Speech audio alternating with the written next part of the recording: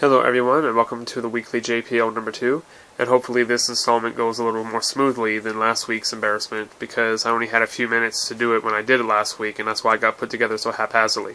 So what I decided to do is I put together a small little outline of what I wanted to talk about to try to formulate my thoughts a little better. And you'll have to pardon me, I'm suffering through a massive hay fever attack right now. So anyway, let's go ahead and press on. And the first thing I want to talk about is something that I picked up on Tuesday, and that's a new CD. That is the Odd Future Tape Volume 2. And if you don't know who Odd Future is, they're a new group of hip-hop artists, pretty much all teenagers. And they were put together by a guy named Tyler, the Creator. And I'm pretty sure that you've heard of Tyler, the Creator, even if you don't really follow hip-hop or rap, because he did win a Video Music Award. I'm trying to think, was it because of Yonkers? I'm not too sure exactly which one it is. But anyway, they've been making waves for the past year or so. They just do a lot of bizarre, strange, unusual stuff that you don't really expect to hear from hip-hop. So anyway, there is two different covers. This cover that I have has the OF made out of donuts. The other cover has some white kid on there, and I didn't really know who he was, but had I realized who he was after I bought this other one, I would have bought the one with his face, because his name is Lucas, just like mine. I would have bought it just because he shares the same name that I do. Anyway, the CD is pretty cool. I had to listen to it a few times to really start to like to start to like most of it. My first impression was half of it's really good, the other half is crap. Now it's 3/4 of it is really good, 1/4 of it is crap. The thing is, with Odd Future, everybody who's friends gets to do something in a collaborative tape, which the OF Tape Volume 2 is. So that means that you're going to have less talented folk still doing their own stuff and being showcased.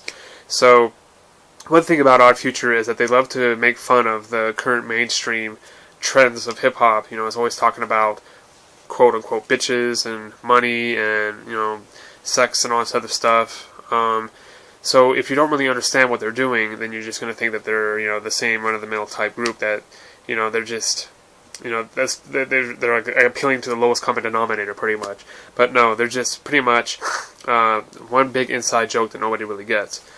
So anyway, if you like hip-hop, if you like rap, check out Odd Future, check out Tyler, the Creator, check out Haji Beats, Domo Genesis, Mike G, and you might find some cool new stuff that you'll probably end up liking. And also, too, that explains my new theme on GameSpot. So my avatar is Tyler, the Creator, from the video Rella, R-E-L-L-A, and the signature is from NY, parentheses, Ned Flander. So if you see my strange, weird theme and you're wondering where I got that from, it's from Odd Future. So I'm just kind of promoting him this week. Anyway, the next thing that I want to talk about is MotorStorm RC has been finished and reviewed. So, because of my OCD, I had to complete every single event that I had, and I had to get all 3 medals for every single event, and that took a little while. And because of that, I ended up getting really frustrated with the game. You know how I am with racing games, you know. It's not really necessarily a bad game per se. I mean, I did kind of get it for free, so that kind of helped take the sting out of the disappointment a little bit. But it's not necessarily good enough to really pay for $10. So if you missed out on the deal, I don't really recommend buying the game. And you can read my review for further information. Also, too, while I'm talking about it, I just have to reiterate again that it is a shameless cash grab. You know, there was another DLC pack that was released very shortly after the initial launch of the game, and then there's another one that's coming soon too. And also, there's a lot of cars in there that are only 99 cents, and I hate that term "only" and "just." Those are enabling terms that gamers use to try to rationalize the fact that they're being screwed over, because it's only $1. It's just 99 cents. That eventually adds up, you know. And it's like, oh well, I want to get 5 cars. Well, you just blew $5 right there. So anyway, enough of that. So I'm going to move on. So the next thing that I want to talk about is something that I started a couple of days ago. Finally getting around to Disgaea 2 Cursed Memories. Finally. Do you know how old this game is? This game goes back to 2006. And what came out in 2006? PlayStation 3 and the Nintendo Wii. Yeah, so this probably almost breaks a record for the oldest game that I've been able to get to start playing on my backlog. So anyway, the reason why I'm starting to play it now is because I'm very eagerly anticipating Disgaea 3 Absence of Detention, I believe is what it's called for the PlayStation Vita. So, if you're unfamiliar with what Disgaea is a strategy role-playing game, and it's played in an isometric perspective, and it's kind of done on a grid, sort of like Final Fantasy Tactics. If you played Final Fantasy Tactics, you kind of have an idea of what the gameplay will be like in Disgaea.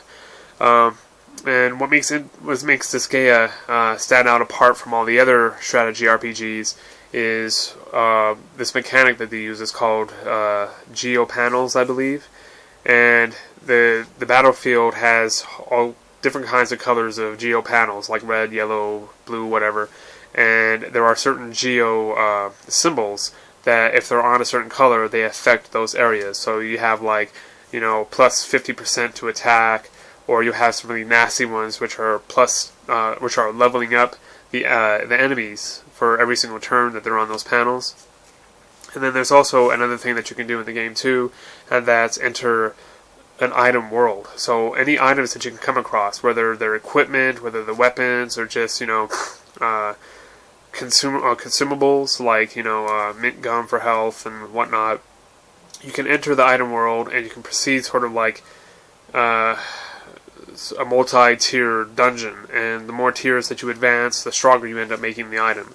So there's a lot of customization options in there. You can make all kinds of new characters, and you can appeal yourself to the assembly, and you can create all new builds to get new stuff unlocked in item stores and everything. It's a very deep game. I spent probably well over 150 hours in the first one. And I'm getting pretty close to the 20-hour mark in Disgaea 2, and I've only gotten into chapter 3. So that tells you that gives you a pretty good idea of how much extra time that I've spent in the game without really being focused on the main story. So anyway, that's what I've been working on in my currently now playing. And speaking of now playing, I'll have a now playing blog of the game up tomorrow, so you can check back tomorrow for that review. And you have to pardon me, I'm suffering through a massive hay fever attack right now, and I don't really feel like doing any more takes, so I'm just going to run with what I have. The next thing I wanted to talk about is I just wanted to make sure that none of you have missed my current blog entry of LOL You Angry, which is pretty much talking about the Angry Birds space.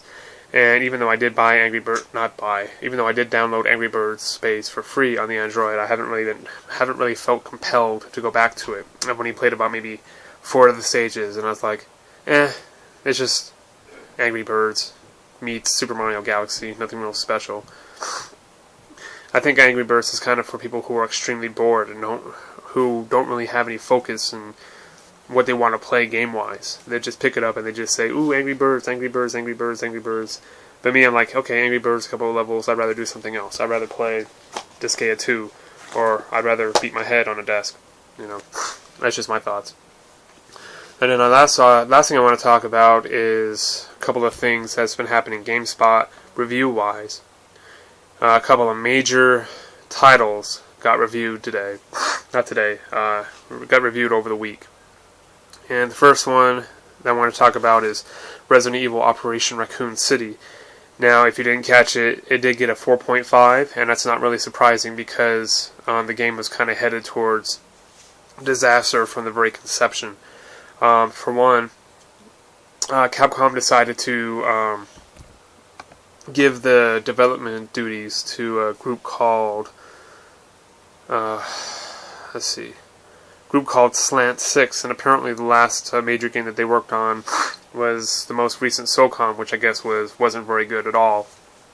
And that's kind of a shame because, if you kind of try to judge the game based on screenshots and early gameplay videos, it looks like it has potential, but it just doesn't capitalize on any of it.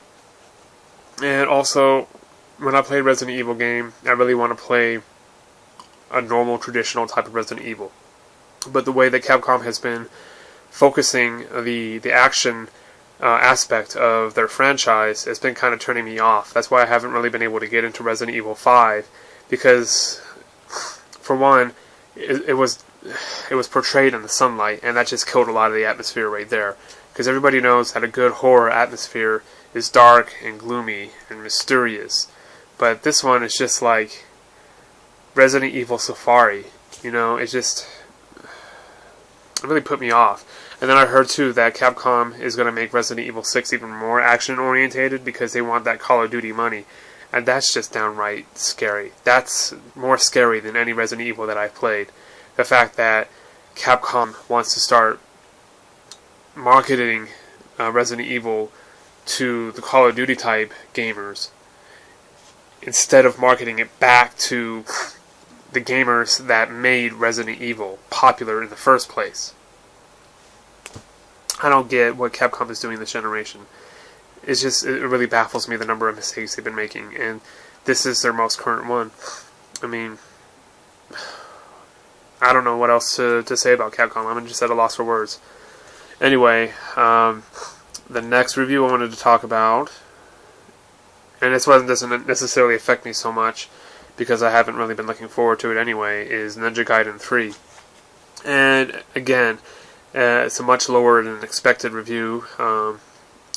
Much lower than expected score because people were hoping that Ninja Gaiden 3 was going to do well. They were kind of hoping against hope because the original Team Ninja is practically not there when they were making the game. Everybody knows that Itagaki is Team Ninja, and without his direction, it's going to be pretty much crap. And that's kind of what turned out. That's kind of what Ninja Gaiden 3 turned out being. Let's see. So speaking of Ninja Gaiden, it kind of also reminds me that I still need to get around to playing Ninja Gaiden 2, and I'm also going to admit right now on camera that I have not finished the first Ninja Gaiden.